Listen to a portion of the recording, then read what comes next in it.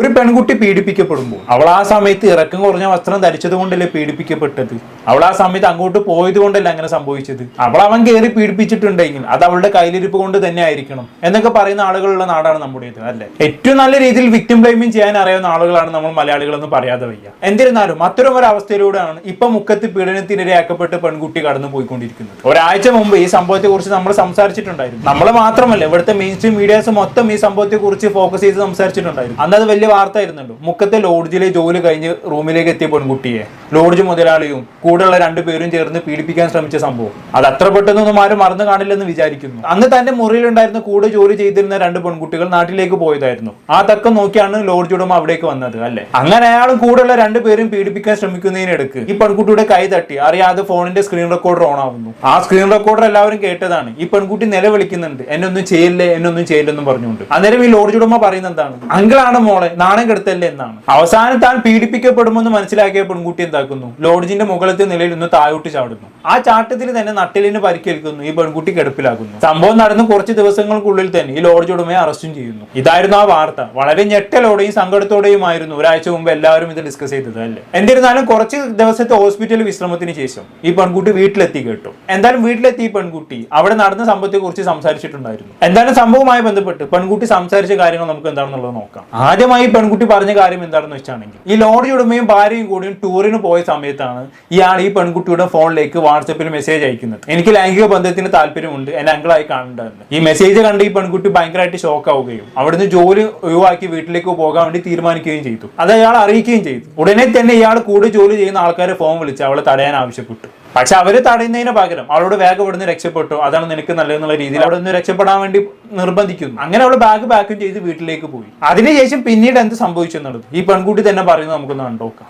ഞാൻ വീട്ടിൽ വന്നു കഴിഞ്ഞപ്പോൾ അന്നു മുതൽ ഇയാൾ കുറേ സോറി പറഞ്ഞ മെസ്സേജ്. ഇയാൾ പറയാ ഇയാൾക്ക് അസുഖമില്ല, അസുഖമാണ്, ഒരു സർജറി ഒക്കെ ചെയ്യേണ്ടി വരും, ഇയാൾക്ക് എന്തോ പൈൽസിന്റെ അസുഖമാണ്, അതിന് സർജറി ചെയ്യേണ്ടി വരുന്നു എന്നിട്ട് ഇയാളുടെ അണ്ടർവെയർ ഉണ്ടല്ലോ അത് ഫുള്ള് ബ്ലഡിൽ കുതിർന്നിട്ടുള്ള ഫോട്ടോ ഒക്കെ എനിക്ക് അയച്ചു. ഞാൻ പറഞ്ഞു ഇങ്ങനത്തെ കാര്യങ്ങളൊന്നും എൻ്റെ അടുത്ത് വരേണ്ട, നിങ്ങൾക്ക് എന്തെങ്കിലും പ്രശ്നം ഉണ്ടെങ്കിൽ നിങ്ങൾ ഡോക്ടറെ കാണിക്കുക. അപ്പോൾ പറഞ്ഞു അല്ല, നീ വരാതെ ഞാൻ ഡോക്ടറെ കാണില്ല. അങ്ങനെ ഇങ്ങനെയൊക്കെ വിളിച്ച് എൻ്റെ അമ്മേനെ വിളിച്ചിട്ട് പറയാം എനിക്ക് സർജറി ചെയ്യണം, അതുകൊണ്ട് അവിടുത്തെ കാര്യങ്ങൾ നോക്കാൻ ആരുമില്ല, മാനേജ് ചെയ്യാൻ ആരുമില്ല, അവൾ മാത്രമേ അവിടെ എക്സ്പീരിയൻസ്ഡ് ആയിട്ടുള്ളൂ, ബാക്കിയെല്ലാം ലോക്കലായിട്ടുള്ള സ്റ്റാഫാണ്, അവളോട് വരാൻ പറയണം, അല്ലെങ്കിൽ ഹോട്ടലിന് അതിന് പ്രശ്നമാവും എന്ന് പറഞ്ഞു. അങ്ങനെയാണ് അമ്മ എന്നോട് പറഞ്ഞത് നീ പോ. അപ്പൊ അമ്മയ്ക്ക് അറിയില്ല, അമ്മയുടെ അടുത്ത് ഞാൻ ഇങ്ങനെ പറഞ്ഞിട്ട് മോശമായിട്ട് സംസാരിക്കുന്നുണ്ട് എന്നേ പറഞ്ഞുള്ളൂ. ഒരു അമ്മയോട് എനിക്ക് അങ്ങനത്തെ എനിക്ക് തോന്നിയില്ല അമ്മേനെ അത് പറഞ്ഞ് സങ്കടപ്പെടുത്താൻ. ഞാൻ ഒരുപാട് പ്രതീക്ഷയോടെ അവിടെ പറഞ്ഞോട്ടെ, എവിടെ വരെ പോകുന്നു ഞാൻ ഒറ്റയ്ക്ക് തന്നെ നോക്കി ഇതാക്കുമായിരുന്നു. അങ്ങനെ അയാൾ അങ്ങനത്തെ ഫോട്ടോ ഒക്കെ അയച്ചു തന്നു. കുറെ കരഞ്ഞ് കാല് പിടിച്ച് ഞാനിനി അധികം നാളൊന്നും ഉണ്ടാവില്ല മോളെ, പിന്നെ ഈ അവസ്ഥയിൽ ഇങ്ങനെ ചെയ്യരുത്, മോളും കൂടെ പോയാൽ എനിക്ക് കെട്ടിടത്തിന്റെ മുകളിൽ നിന്ന് കയറി ചാവുകയല്ലാതെ വേറെ വഴിയില്ല, ഹോട്ടലിൽ പൂട്ടും, എൻ്റെ 6 കോടി നഷ്ടമാവും, ഞാൻ അത്രയും എഫേർട്ട് എടുത്ത് ചെയ്ത ഹോട്ടലാണ്, മോളും ഉണ്ടായിരുന്നല്ലേ ഈ 1 വർഷം, എല്ലാം ഞാൻ മോളെ അപ്ഡേറ്റ് ചെയ്യുന്നതല്ലേ കാര്യങ്ങളൊക്കെ. അങ്ങനെയൊക്കെ പറഞ്ഞ് ഇയാൾ ഭയങ്കര സെന്റിമെന്റൽ ഇതായിട്ട് എന്നോട് ഇനി ഇങ്ങനെ ഉണ്ടാവില്ല, എൻ്റെ മോളാണ് ദൈവമാണ് സത്യം, എൻ്റെ 2 പെൺമക്കളുണ്ട്, അതിൽ 3ാമത്തെ മോളെ പോലെ കണ്ടോളാം എന്നൊക്കെ പറഞ്ഞിട്ട് അവൾ എന്നെ പിന്നെ അങ്ങോട്ട് വിളിച്ചിട്ട് ഞാൻ അവിടെ പോയി. ശരി, നിങ്ങൾ അവിടെ വീണ്ടും പോകാൻ പാടില്ലായിരുന്നു. ഒരിക്കൽ ഒരാളിൽ നിന്നും ഇത്തരം പ്രവർത്തികൾ എന്തെങ്കിലും നേരിട്ടിട്ടുണ്ടെങ്കിൽ പിന്നെ ആ ഭാഗത്തേക്ക് തിരിഞ്ഞു നോക്കാൻ പാടില്ല. കാരണം എന്താണെന്ന് വെച്ചാണെങ്കിൽ പിന്നീട് ഒരു അവസരം കിട്ടി കഴിഞ്ഞാണെങ്കിൽ അയാളത് മുതലെടുക്കാൻ നോക്കും. അതിന് വേണ്ടിയും കൂടിയാണ് അയാൾ നിങ്ങളെ തിരിച്ചു വിളിച്ചത്. പക്ഷെ നിങ്ങൾ അത് മനസ്സിലാക്കിയില്ല എന്നുള്ളതാണ്. പിന്നെ എത്രയും വലിയൊരു സെക്ച്വൽ ഹറാസ്മെന്റ് അയാളുടെ ഭാഗത്ത് നിന്ന് ഉണ്ടായിട്ട് കൂടിയും നിങ്ങൾക്ക് അത് വീട്ടിൽ തുറന്നു പറയാമായിരുന്നു. കാരണം ഇത്തരത്തിലുള്ള ഫസ്റ്റ് അറ്റംപ്റ്റ് ഉണ്ടാകുമ്പോൾ തന്നെ അത് വീട്ടുകാരെ അറിയിക്കുന്ന സമയത്ത് അവരുടെ സപ്പോർട്ട് എന്തായാലും നമുക്ക് കിട്ടും, അല്ലെ? ഇത് ഇത്രയ്ക്കായിട്ടും ഒന്നും പറയാതിരുന്നത് ശരിക്കും വലിയ മണ്ടത്തിലായി പോയി എന്നുള്ളതാണ്. ഒരുപക്ഷെ ആളിൽ നിന്നും ഉണ്ടായ മോശം അനുഭവം നിങ്ങൾ വീട്ടിൽ പറഞ്ഞിട്ടുണ്ടായിരുന്നെങ്കിൽ രണ്ടാമത് നിങ്ങളുടെ അമ്മാസ്ഥലത്തേക്ക് നിങ്ങളെ വിടാൻ സമ്മതിക്കില്ലായിരുന്നു. ഏത് പാരന്റ്സ് ആണ് അതിന് സമ്മതിക്കല്ലേ? പട്ടിണി കെടുക്കേണ്ടി വന്നാലും സ്വന്തം മക്കളുടെ മാനം വിൽക്കാൻ അനുവദിക്കാത്തവരാണ് ഇവിടെയുള്ള ഭൂരിഭാഗം പാരന്റ്സും. സോ ഇത്രയൊക്കെ പ്രശ്നം ഉണ്ടായ സമയത്ത് നിങ്ങൾക്ക് കാര്യം വീട്ടുകാരോട് തുറന്ന് പറയാമായിരുന്നു. ആ പറയാത്തതിന്റെ ഭവിഷ്യത്തുകളാണ് ഇപ്പൊ ഉണ്ടായത്. ഇനിയിപ്പോ പറഞ്ഞിട്ട് കാര്യമില്ല, സംഭവിക്കാനുള്ളതൊക്കെ സംഭവിച്ചു. ഇത് കാണുന്ന മറ്റുള്ളവർക്ക് ഇതൊരു പാടാകട്ടെ. എന്തായാലും ഇയാളെ വന്ന് കുറെ സെന്റ് അടിച്ചതോടെ അമ്മയുടെ നിർബന്ധ പ്രകാരം ഈ പെൺകുട്ടി എന്താക്കി വീണ്ടും ജോലിക്ക് കയറി. അങ്ങനെ ജോലിക്ക് കയറി ഉടനെ തന്നെ അയാൾ ഒരു 5000 രൂപ എന്താക്കി ഉള്ള കയ്യിലേക്ക് വെച്ചു കൊടുത്തു. അന്നേരം അവള് വേണ്ടാന്നും പറഞ്ഞു. അപ്പൊ അയാൾ പറഞ്ഞു കിടന്നോട്ടെ, എന്റെ ഒരു സന്തോഷത്തിന് വേണ്ടിയാണെന്നുള്ളതാണ്. അപ്പൊ അന്നേരമുള്ള ഈ പെൺകുട്ടിയുടെ മറുപടി ഇങ്ങനെ പൈസ തന്നു കഴിഞ്ഞാണെങ്കിൽ നിങ്ങൾ ചെയ്തത് ഇല്ലാതാവില്ലല്ലോ,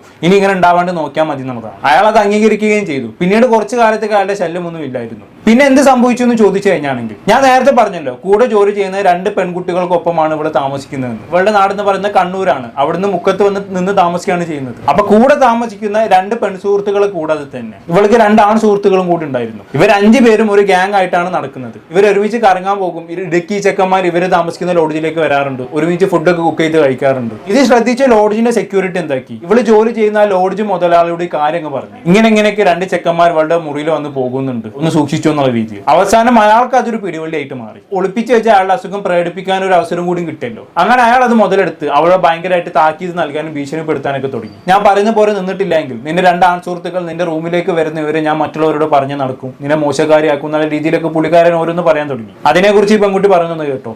രാത്രി ബീച്ചിലൊക്കെ പോകാറുണ്ടായിരുന്നു. രാത്രി ജോലിയൊക്കെ കഴിഞ്ഞിട്ട് ഇയാൾ അറിഞ്ഞാൽ പ്രശ്നം. അതുകൊണ്ട് ഒരു 12 മണിക്ക് ശേഷം ഞങ്ങൾ ബീച്ചിൽ പോകും. കൂടെയുള്ളവർക്ക് സ്കൂട്ടി ഉണ്ട്. അപ്പോൾ അതിൽ ഞങ്ങൾ 3 പേരും കൂടെ ബീച്ചിൽ പോകുമായിരുന്നു. അവരും വരാറുണ്ട്, ആ 2 പിള്ളേർ അവരും വരാറുണ്ട്. അപ്പം ഞങ്ങളങ്ങനെ ബീച്ചിലൊക്കെ പോകും. അവരിടയ്ക്ക് ഞങ്ങളെ കാണാനൊക്കെ വരുമൊക്കെ ചെയ്യായിരുന്നു. അന്ന് എനിക്ക് ലേറ്റായിട്ടാണ് ജോലി കഴിഞ്ഞ്. ഞങ്ങളൊരു 12:30 ആ സമയത്തൊക്കെ ഹോട്ടലിൽ പുറത്ത് സംസാരിക്കുക. അപ്പോൾ സെക്യൂരിറ്റി ഇങ്ങനെ കണ്ടു. സെക്യൂരിറ്റി കണ്ടിട്ട് ഇങ്ങനെ ചോദിച്ചു ഇതാരാന്ന് ചോദിച്ചു. ഞാൻ പറഞ്ഞത് എൻ്റെ ഫ്രണ്ടാ, ഞങ്ങൾ സംസാരിക്കാൻ വന്നതാന്ന് പറഞ്ഞു. അത് കണ്ടിട്ട് ഞങ്ങൾ വീട്ടിലേക്ക് വിളിച്ചു പോയി. ഞങ്ങൾ വീട്ടിലേക്ക് വിളിച്ചിട്ട് ഞങ്ങൾ അവിടെ ഹാളിലിരുന്ന് സംസാരിക്കുകയൊക്കെ ചെയ്തു. അവരിടയ്ക്ക് വീട്ടിൽ വരാറുണ്ട്. ഞങ്ങളിടയ്ക്ക് ഫുഡൊക്കെ കുക്ക് ചെയ്തിട്ട് ഞങ്ങളെല്ലാവരും കഴിക്കുകയൊക്കെ ചെയ്യും. അപ്പോൾ ഈ സെക്യൂരിറ്റി ഒരു ദിവസം ഇയാളുടെ അടുത്ത് പറഞ്ഞു ഇങ്ങനെ 2 ആൺപിള്ളേർ വരുന്നുണ്ട്, അവർ 3 പേരെ കാണാൻ വേണ്ടിയിട്ട് അങ്ങനെയൊക്കെ പറഞ്ഞ് ഇയാളത് എൻ്റെ അടുത്ത് ചോദിച്ചു അതെന്താ സംഭവം എന്ന് ചോദിച്ചു. ഞാൻ പറഞ്ഞു അതെൻ്റെ ഫ്രണ്ട്സാന്ന് പറഞ്ഞു. അപ്പോൾ ഇയാൾ പറഞ്ഞു പിന്നെ അതെങ്ങനെയാ ആ വീട്ടിലേക്ക് നീ ഇങ്ങനെ വിളിച്ചുകൊണ്ടുവരാൻ പറയാം, അത് ശരിയാണോ എന്ന് ചോദിച്ചു. അപ്പോൾ ഞാൻ പറഞ്ഞു എൻ്റെ സാലറിയിൽ നിന്നാണ് നിങ്ങൾ ആ വീടിൻ്റെ റെൻറ്റും കാര്യങ്ങളൊക്കെ കൊടുക്കുന്നത്, അതെൻ്റെ പേഴ്സണൽ ആയിട്ടുള്ള കാര്യം, അതിൽ ഇടപെടേണ്ട അങ്ങനെയൊക്കെ പറഞ്ഞു. അപ്പോൾ അയാൾ പറഞ്ഞു നീ അന്ന് ഞാൻ ചോദിച്ചപ്പോൾ നീ വലിയ പതിവ്രതയായിരുന്നല്ലോ, നീ എന്നിട്ട് കണ്ടവന്മാർക്കൊക്കെ കൂടെ ഒക്കെ. ഞാൻ പറഞ്ഞു മര്യാദയ്ക്ക് സംസാരിക്കണം എന്ന് പറഞ്ഞു ഞാൻ അയാളുടെ അടുത്ത്. അപ്പോൾ ഞാൻ എന്നിട്ട് അമ്മേനെ വിളിച്ചു പറഞ്ഞു അമ്മ ഇങ്ങനെ ഒരു പ്രശ്നമുണ്ട്, ഞങ്ങൾ ഫ്രണ്ട്സായിട്ട് ഇങ്ങനെ സംസാരിക്കുക. അയാളുടെ CCTV റെക്കോർഡുണ്ട് രാത്രി അവർ വന്നതൊക്കെ. ആ സമയത്ത് ഒരു 1:30-2 മണിക്കൊക്കെ വന്നിട്ടുണ്ട്. ഞങ്ങളെല്ലാവരും ഉണ്ട് അതിൽ. അപ്പോൾ ആ റെക്കോർഡ് വെച്ചിട്ട് ഇയാൾ എന്നെ പല പ്രാവശ്യം ഭീഷണിപ്പെടുത്തി ഇതിങ്ങനെ എല്ലാവരെയും കാണിക്കുന്നു. ഞാൻ പറഞ്ഞു കാണിച്ചു, എനിക്ക് കുഴപ്പമില്ല, അതെൻ്റെ പേഴ്സണൽ ആയിട്ടുള്ള കാര്യമാണ്, അതിന് നിങ്ങൾക്ക് എന്തെങ്കിലും കുഴപ്പമുണ്ടെന്ന് തോന്നുന്നുണ്ടെങ്കിൽ നിങ്ങൾ എന്നെ പറഞ്ഞു വിട്ടോ, എനിക്ക് അത്രയും സന്തോഷമായി ഇവിടെ നിന്ന് പോകാനെന്ന് ഞാൻ പറഞ്ഞു. അങ്ങനെ പറഞ്ഞിട്ട് അമ്മയുടെ അടുത്തൊക്കെ ഞാൻ ഓൾറെഡി ആ കാര്യം പറഞ്ഞു. അമ്മ ആളെ വിളിച്ച് പറഞ്ഞു നിങ്ങൾ ആ ഒരു സംഭവം പറഞ്ഞിട്ട് എന്തിനാ മോശം രീതിയിൽ സംസാരിക്കുന്ന അവളുടെ അടുത്ത്. അപ്പോൾ പറഞ്ഞു അല്ല അങ്ങനെയല്ല, അവൾ നന്നാവാൻ വേണ്ടിയിട്ടാണ് ഞാൻ പറഞ്ഞ, അല്ലാതെ എനിക്ക് വേറെ മോശമായിട്ടൊരു ഇതും ഉണ്ടായിട്ടല്ല. അതാണ് വീണ്ടും ഇയാളുടെ അടുത്ത് ഇങ്ങനെ ഒരു അപ്രോച്ച് ഉണ്ടായപ്പോൾ ഇനി തിരിച്ചു പോകില്ല എന്ന് ഉറച്ചു തന്നെ അവള് വീട്ടിലേക്ക് തിരിച്ചു പോയതാണ്. പക്ഷെ പിന്നീട് എന്ത് സംഭവിച്ചെന്ന് ചോദിച്ചാണെങ്കിൽ ഇയാൾ അവൾക്ക് 60,000 രൂപ എങ്ങാനും കടം കൊടുത്തിട്ടുണ്ടായിരുന്നു. അത് സാലറിയിൽ നിന്ന് മെല്ലെ പിടിക്കാന്നുള്ള രീതിയിലാണ് ഇവർ ധാരണ വെച്ചത്. അങ്ങനെ 40,000 രൂപയോളം അങ്ങനെ സാലറിയിൽ നിന്ന് പിടിച്ചു കഴിഞ്ഞു. ബാക്കി 20,000 രൂപ അങ്ങനെ ബാക്കിയുണ്ട്. ഇയാളെ പൈസ അങ്ങ് തിരിച്ചു വെച്ച് എനിക്ക് എൻ്റെ 20,000 രൂപ ഇപ്പം കിട്ടണം, എനിക്ക് എൻ്റെ സ്റ്റാഫിന് സാലറി കൊടുക്കാനുള്ളതാണെന്നും പറഞ്ഞുകൊണ്ട് അവൾ പറഞ്ഞു എൻ്റെ കയ്യിൽ ഇപ്പം ക്യാഷ് ഇല്ല എന്ന്. അയാൾ പറഞ്ഞ് തന്നേ പറ്റൂ, അല്ലെങ്കിൽ തിരിച്ച് ജോലിയിൽ ജോയിൻ ചെയ്തു എന്നുള്ള രീതിയിൽ അയാൾ പറയാൻ തുടങ്ങി. അവസാനം എത്തിയതല്ലാതെ അവൾക്ക് വീണ്ടും ആ ജോലിയിലേക്ക് തന്നെ തിരിച്ചു കയറേണ്ടി വന്നു എന്നുള്ളതാണ്. അങ്ങനെയാണ് ഈ പെൺകുട്ടി പറയുന്നത്. എന്തായാലും തിരിച്ച് ജോലിയിൽ ജോയിൻ ചെയ്തു. കുറച്ച് ദിവസങ്ങൾ കഴിഞ്ഞപ്പോഴാണ് ഇങ്ങനെ ഒരു സംഭവം അരങ്ങേറുന്നത്. ഇവളുടെ കൂടെ താമസിക്കുന്ന ആളുകളില്ലാത്ത തക്കം നോക്കി ഇയാളും 2 പേരും ഇവളുടെ താമസ സ്ഥലത്ത് അതിക്രമിച്ച് കയറുന്നതും ഇവളെ പീഡിപ്പിക്കാൻ ശ്രമിച്ചതും ഇവളെ താഴെ വീണ് പരിക്കേൽക്കുന്നതും. എന്തായാലും ഇത്രയൊക്കെയാണ് ഈ പെൺകുട്ടിയുടെ ഭാഗത്തു നിന്ന് നമുക്ക് മനസ്സിലാക്കാൻ സാധിച്ചത്. പക്ഷെ എന്നെ അത്ഭുതപ്പെടുത്തിയത് ഇതൊന്നുമല്ല, ഈ വീഡിയോയുടെ കമന്റ് ബോക്സ് ആണ്. ഇത്രയധികം ക്രൂരമായിട്ടുള്ള അനുഭവത്തിലൂടെ കടന്നുപോയി പെൺകുട്ടിയെ എന്ത് നിസാരമായിട്ടാണ് ആളുകൾ വിക്ടിം ബ്ലെയിമിംഗ് ചെയ്ത് വെച്ചേക്കുന്നത്. ഞാൻ കുറച്ച് കമന്റുകൾ വായിച്ചുതരാം. രാത്രി 12 മണി കഴിഞ്ഞ് ബീച്ചിൽ പോവുക, 1:30 ആൺ സുഹൃത്തുക്കളുമായി സംസാരിക്കാൻ വരിക, എന്തൊക്കെയായി കുട്ടി പറയുന്നത്, ദൂരെ നിന്നും ജോലിക്ക് വരുന്ന കുട്ടികൾ ഇങ്ങനെ ആയാൽ ന്യൂ ജനറേഷൻ ഇനി എന്തൊക്കെ കാണാനും കേൾക്കാനും ഉണ്ടാകും, കാലം പോയ പോക്കെ. കണ്ടല്ലോ, ഈ പെൺകുട്ടി പീഡനത്തിന് ഇരയാതിനേക്കാളും ഇവർക്ക് അസ്വസ്ഥത എന്താണെന്ന് വെച്ചാണെങ്കിൽ ഈ പെൺകുട്ടി രാത്രി കറങ്ങാൻ പോയതും ആൺ സുഹൃത്തുക്കളുമായി സംസാരിച്ചതുമാണ്. ഇവര് ജോലി ചെയ്യുന്നത് കോഴിക്കോടാണ്. ഞാനൊരു കോഴിക്കോട്ടുകാരനാണ്. കോഴിക്കോട്ടുകാരുടെ ലൈഫ് സ്റ്റൈൽ അറിയില്ല എന്നുണ്ടെങ്കിൽ ഞാൻ പറഞ്ഞുതരാം. ഏറ്റവും നന്നായി നൈറ്റ് ലൈഫ് എൻജോയ് ചെയ്യുന്ന ആൾക്കാരാണ് കോഴിക്കോട്ടുകാരെന്ന് പറയുന്നത്. ഇപ്പൊ ഞാൻ എല്ലാ വീക്കെൻഡിലും ഫാമിലി ആയിട്ട് കറങ്ങാൻ പോകുന്ന ഒരാളാണ്. ഞാൻ വീട്ടിൽ നിന്ന് എന്റെ ഫാമിലി ആയിട്ട് ഇറങ്ങുന്നത് തന്നെ രാത്രി 10 മണിക്കാണ്. എന്നിട്ട് തിരിച്ചു കയറുന്നത് 1 മണിക്കും 2 മണിക്കൊക്കെ ആയിരിക്കും. കോഴിക്കോട്ടുകാരുടെ രീതി എങ്ങനെയാണ്? കോഴിക്കോടുള്ള റെസ്റ്റോറന്റുകളൊക്കെ ക്ലോസ് ചെയ്യുന്നത് 2 മണിക്കും 3 മണിക്കൊക്കെ ആണ്. ഒന്നും വേണ്ട, രാത്രി 1 മണിക്ക് നിങ്ങൾ ബീച്ചിൽ പോയി നോക്കി ഫുൾ ജാനായിരിക്കും. അതും ഫാമിലിയും കുട്ടികളൊക്കെ ഉണ്ടാവും. എനിക്ക് തോന്നുന്നത് ഇത്രയും നന്നായി നൈറ്റ് ലൈഫ് എൻജോയ് ചെയ്യുന്നത് കേരളത്തിൽ വേറെ സംസ്ഥാനക്കാരുണ്ടാവില്ല എന്നുള്ളതാണ്. അത്രയും നല്ലോണം നൈറ്റ് ലൈഫ് അടിച്ചു പൊളിക്കുന്ന ആൾക്കാരാണ് കോഴിക്കോട്ടുകാർ.